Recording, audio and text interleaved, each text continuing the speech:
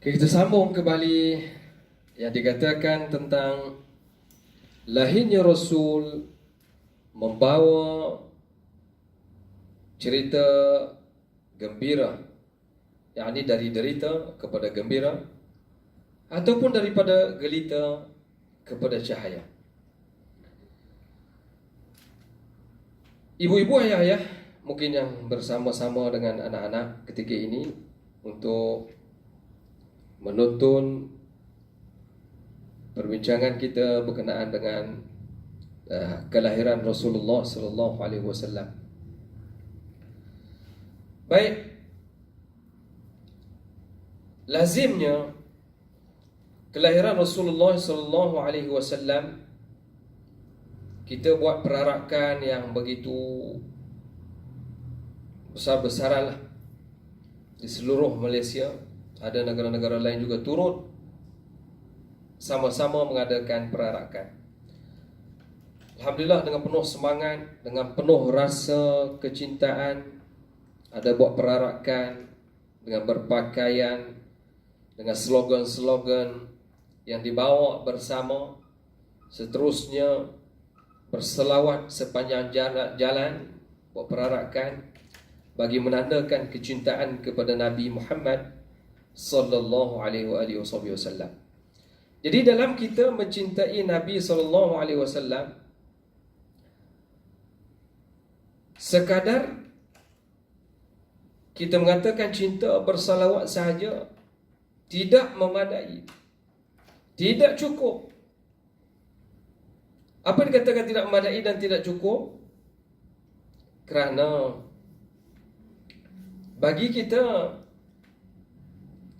Rasulullah sallallahu alaihi wasallam itu diutuskan sebagai rahmat bagi sekalian alam. Sebagaimana Allah Taala sebut, "Wa ma arsalnaka illa rahmatan lil alamin." Kata Allah, dan tidak kami mengutuskanmu, yakni engkau wahai Muhammad, melainkan untuk menjadi rahmat bagi sekalian alam. Selain pada itu, disebutkan juga Muhammad, yakni Rasulullah, adalah sebaik-baik antara manusia yang paling baik akhlaknya.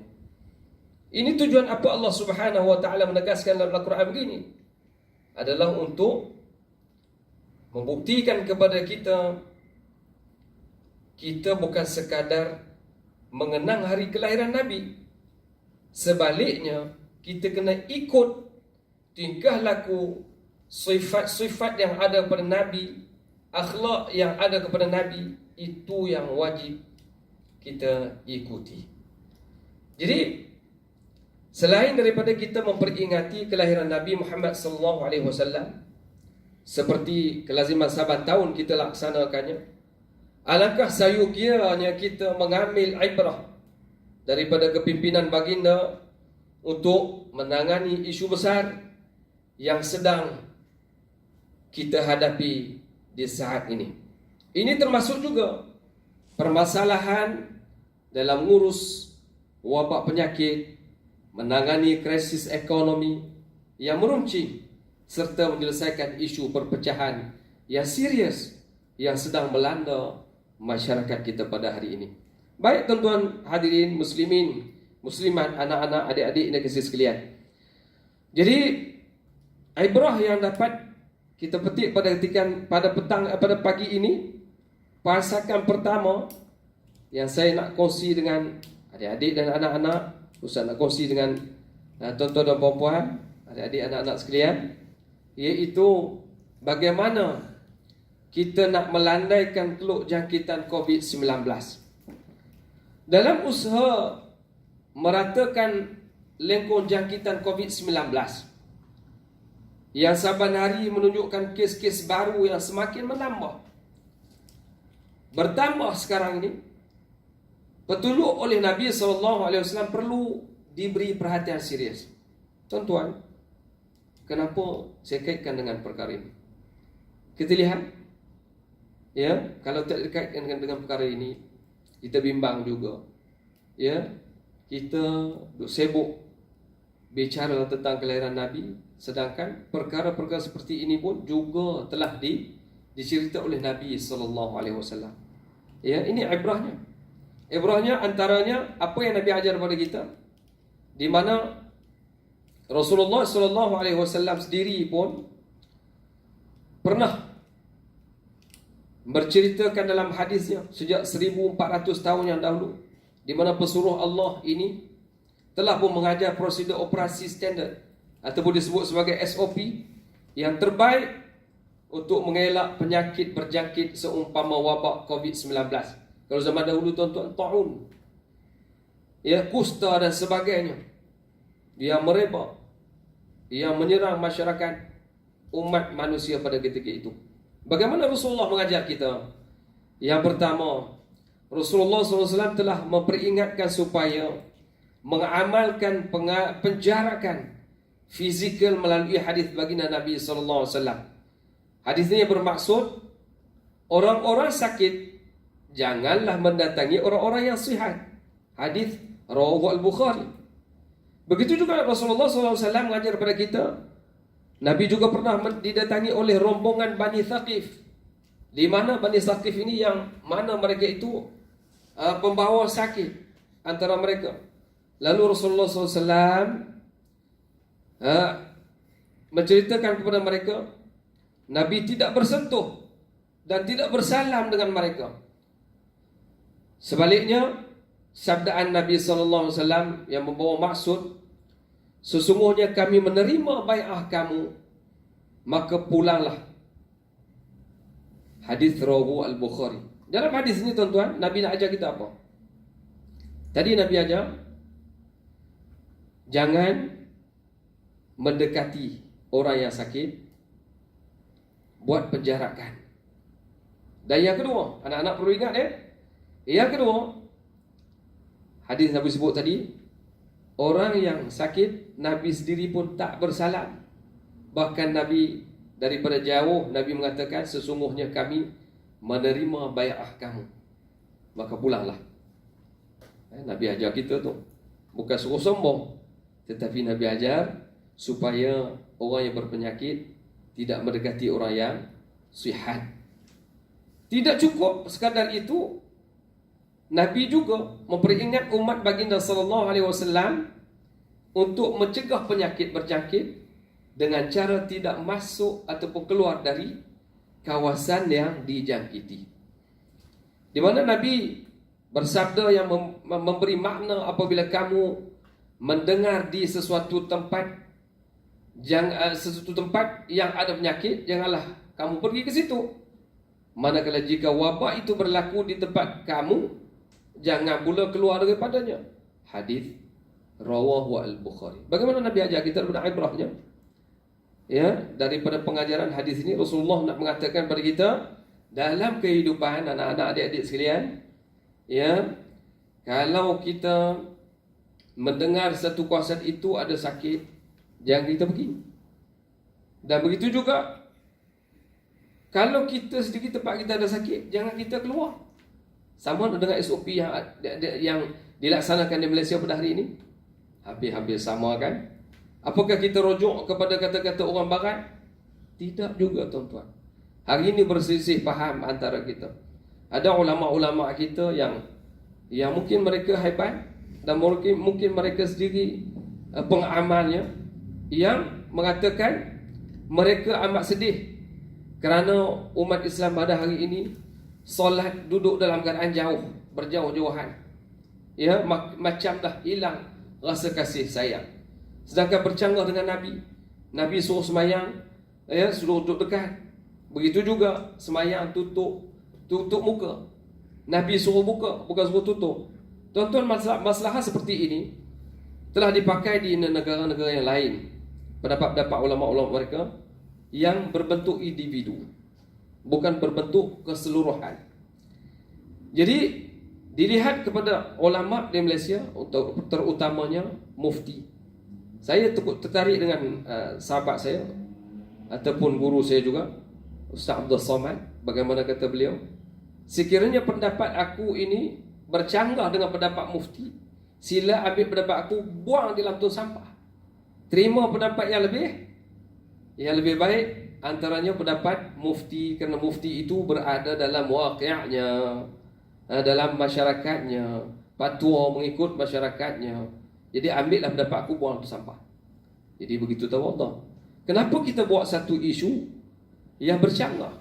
Sedangkan Nabi mengajar di sini bahawa kalaulah kita dalam keadaan suasana hari ini, ya, penyakit yang merebak begini, maka kita cuba ambil, ya, kita ambil faham daripada maksud hadis ni. Bagaimana kata Nabi, kalaulah penyakit jauh di sana, di tempat lain, jangan kamu pergi. Sekiranya penyakit itu berada di tempat kamu, jangan kamu keluar, jangan jadi penyebar. Umpama maksudnya la darara wala dirar, jangan bawa penyakit dan jangan beri penyakit pada orang. Itu di antara nasihat Rasulullah SAW daripada ibrah keadaan yang tertimpa pada dalam masyarakat kita pada hari ini. Begitu juga hadirin anak-anak yang dirahmati Allah Subhanahu Wa Taala sekalian, sambutan Maulid Rasul kali ini seharusnya meningkatkan azam kita untuk mematuhi sepenuhnya SOP. Sebelum ni kita banyak bicara tentang nak buat perarakan di mana, bagaimana kita nak buat, berapa ratus orang kita peruntukkan, dan berapa banyak kita nak keluarkan duit belanja setengah-setengah tempat, berbangga dengan apa yang ada itu. Sedangkan tuan-tuan sekalian, tahun ini agak berbeza. Tahun ini kita tidak boleh buat secara terbuka dan sambutan melalui YouTube begini saja tuan-tuan dan anak-anak sekalian. Dan kita pun bergembiralah cara baru dengan norma-norma baru dan mengikut dan mematuhi SOP. Sedangkan SOP juga telah diajar oleh Nabi sallallahu alaihi wasallam, di mana dalam beberapa tahun, beberapa dekad adalah ketika Allah Subhanahu Wa Taala datangkan ujian seperti ini, maka cuba kita faham dalam suasana ini, cuba kita ikut dan azam di ketika ini untuk sambut Maulid Rasul dengan mematuhi segala SOP yang telah digariskan oleh kerajaan melalui hadis-hadis yang telah dirujuk oleh para mufti dan para ulama di seluruh dunia dan diterima pakai di Malaysia sebagai seorang yang mematuhi ajaran Islam di samping menjaga penyakit daripada merebak. Begitu juga sama ada arahan penjarakan fizikal, memakai pelitup muka, itu penting adik-adik anak-anak sekalian. Maka begitu juga arahan kuarantin serta perintah kawalan pergerakan, semuanya selari dengan petunjuk yang diajar oleh kekasih Allah yang bernama Nabi Muhammad SAW. Jika benar-benar kita sayang kepada Nabi, patuhilah, ya, sepenuhnya SOP yang telah digariskan oleh kerajaan, kerana kerajaan juga merujuk kepada hadis Nabi SAW. Dan yang kedua, saya nak mengajak beradik-adik sekalian, iaitu saling membantu waktu sukar ini. Tuan-tuan, perempuan, ibu-ibu, guru-guru, ayah-ayah, kita dengan kerajaan, swasta dan sebagainya, dan termasuk anak-anak yang dikasihi dan dirahmati Allah sekalian. Di mana apabila dikatakan saling bantu-membantu ini adalah satu sifat yang ada pada Nabi SAW. Kerana Nabi adalah seorang yang suka membantu dan akhirnya hartanya sampai habis, tuan-tuan. Sehingga satu ketika, ya, kalung kesayangan beliau dihadiahkan kepada Aisyah masa kahwin. Satu malam kalung itu terjatuh, tuan-tuan, sehingga berlakunya pencarian kalung sampailah solat Aisyah hampir nak luput. Jibril datang, "Ya Muhammad, tak solat Aisyah lagi ke?" Allah, ya, tengah duk sibuk cari kalung libadun, ya, itu kalung kesayangan Nabi SAW yang Nabi hadiahkan kepada Aisyah. Sahabat-sahabat sibuk cari sampai solat Aisyah terlewat malam itu. Maka akhirnya dalam musafir itu tak jumpa. Lalas turun ayat Quran, nak solat, tak ada air pula. Turun kerana kalung kesayangan Nabi itu hilang, yang hadiah pada Aisyah itu hilang. Akhirnya turun ayat Al-Quran kerana sahabat-sahabat nak solat, tak ada wudu, tak ada air. Nak ambil wudu macam mana? Ya, kerana sibuk tadi duk cari kalung tu sehingga jumpa. Dan akhirnya kaitan dengan kalung ini, pada satu hari Rasulullah ni banyak memberi, membantu, menderma, bersedekah bagi pada orang-orang yang memerlukan. Sehingga satulah kalung hadiah kesayangannya itu masih tinggal pada Aisyah ketika mereka sedang bersembang di bulan puasa pada ketika itu. Tak silap saya, tengah-tengah duduk sembang, tiba-tiba orang yang lalu yang mengintip sedap di sebelah rumah Nabi itu mendengar bahawa ada lagi emas yang disimpan oleh Nabi. Lalu dia menjelma di depan Rasulullah, "Ya Rasulullah, aku orang miskin, makan tak ada, ya Rasulullah. Bagaimana kan bantukanlah aku, ya Allah." Kata Rasulullah, "Ada ke tak lagi ni?" Dia kata, "Aku terdengar tadi kau berkata masih ada dalam simpanan." Ya. Lalu Rasulullah kata, "Aisyah, kalau ada dalam simpanan kita, sedekahkan, berikan." Ya Allah, betapa hebatnya Rasulullah SAW suka membantu dan memberi kepada orang-orang yang memerlukan. Jadi apa kata musim Covid ini, kita lihat apa maksud saling bantu-membantu sewaktu sukar. Di waktu ini tuan-tuan, apabila bencana pandemik melanda negara Malaysia dan seluruh dunia lah, yang paling terkesan adalah rakyat ramai yang ramai yang diberhentikan kerja, ramai juga yang hilang punca pendapatan dan serta berdepan dengan masa depan yang gelap. Bagi peniaga-peniaga kecil, contohnya, mereka mula berhadapan dengan masalah aliran tunai. Sukar untuk meneruskan perniagaan dalam tempoh yang sukar ini. Bagi pekerja-pekerja sektor pengangkutan, pelancongan, pembinaan dan seumpamanya, poket mula mengering apabila tiada punca pendapatan. Mereka adalah kumpulan yang paling terkesan daripada krisis ini. Paling menyedihkan adalah anak-anak di rumah yang tidak mengerti apa-apa, yang hanya menunggu untuk suapan dari yang diberikan, suapan seperti kelaziman yang diberikan oleh ibu dan ayah mereka. Ya, menempuh fasa paling genting dan mencabar ini, sehingga kita mengingatkan kejaknaan dalam komuniti supaya kita hadapi situasi ini secara bersama. Kita jaga kita, insya-Allah Allah jaga kita. Bagi individu tuan-tuan, ibu-ibu dan ayah-ayah, guru-guru dan anak-anak dikasihi sekalian, bagi individu yang kurang terkesan seperti kaki tangan kerajaan, kita lah guru-guru, kaki tangan kerajaan, tentera, mungkin juga kaki tangan kerajaan, sektor-sektor awam yang tidak terjejas ini, wajarlah untuk kita sama-sama menjenguk jiran tetangga, menjenguk saudara mara kita, menjenguk rakan taulan kita dan kenalan-kenalan kita yang lain. Andai kata ada antara kita, antara mereka yang terkesan, bantulah sekadar yang termampu, sekurang-kurangnya untuk memastikan dapur mereka terus berasap, terus memastikan anak-anak mereka dapat makan, ada makanan untuk terus disuap ke mulut anak-anak kita. Jangan kita pentingkan perut kita sendiri.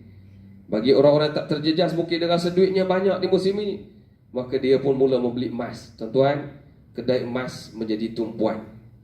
Mungkin juga termasuk isteri-isteri kita di rumah yang dah mula sibuk dah mencari kedai emas Habib ke, kedai emas apa macam-macam lah, tak ingat dah, kat BKNS dan sebagainya.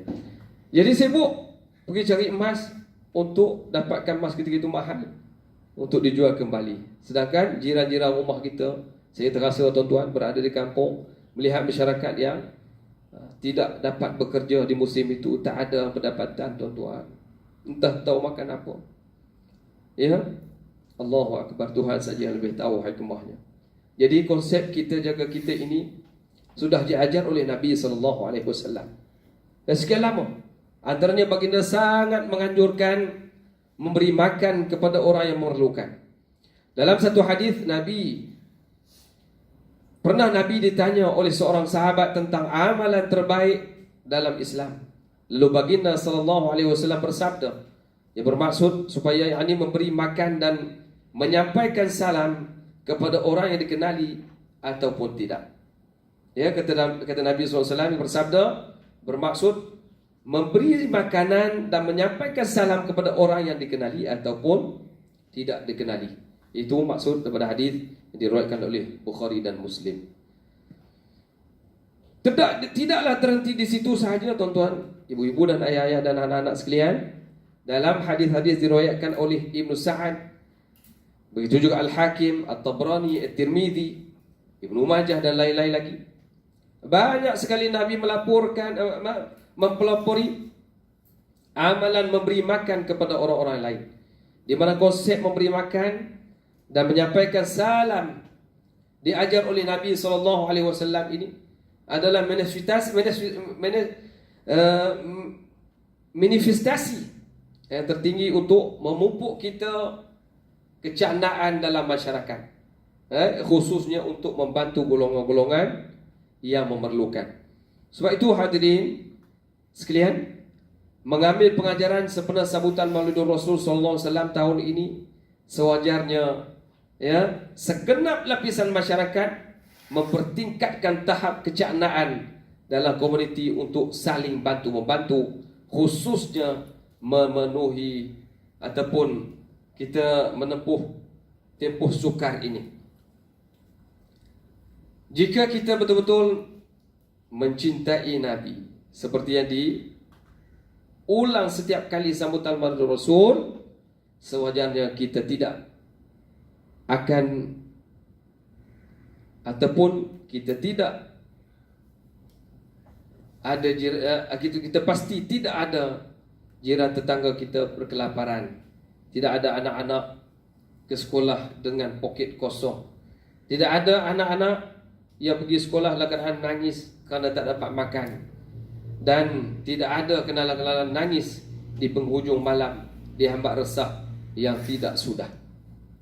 Dan yang ketiga, yang terakhir saya rasa, iaitu ibrah atau pembelajaran yang perlu kita terapkan di saat ataupun di musim wabak yang merebak ini, iaitu bersatulah, inilah waktunya. Apa maksudnya? Tidak cukup dengan permasalahan penyakit dan ekonomi Malaysia, ekonomi di Malaysia pada hari ini, maka Malaysia juga berhadapan dengan isu perpaduan yang sangat rapuh, bahkan meletup bila-bila masa sahaja, umpama bom jangka. Jadi perpecahan dalam kalangan rakyat semakin parah pasca pilihan raya umum baru-baru ini, PRU 2018. Perbezaan politik diheret ke dalam pelbagai segmen sosial yang menjadi sebab ataupun asbab pertelingkahan ini. Hadirin, anak-anak, guru-guru yang dikasihi sekalian, untuk melawan pandemik COVID-19 yang saban hari makin bertambah, kita tiada pilihan lain, sahabat-sahabat semua. Seluruh masyarakat perlu bersatu, perlu bersama, perlu bersatu hati, tanpa syarat. Hanya dengan bersatu kita akan terus kuat dan boleh menang. Semua pihak perlu menjunjung titah perintah Seri Paduka Baginda yang di-Pertuan Agong beberapa hari lepas supaya bersatu, fokuskan usaha memerangi COVID-19 dan menangani ekonomi sebaiknya. Semua pihak perlu mengenepikan kepentingan pribadi dan puak.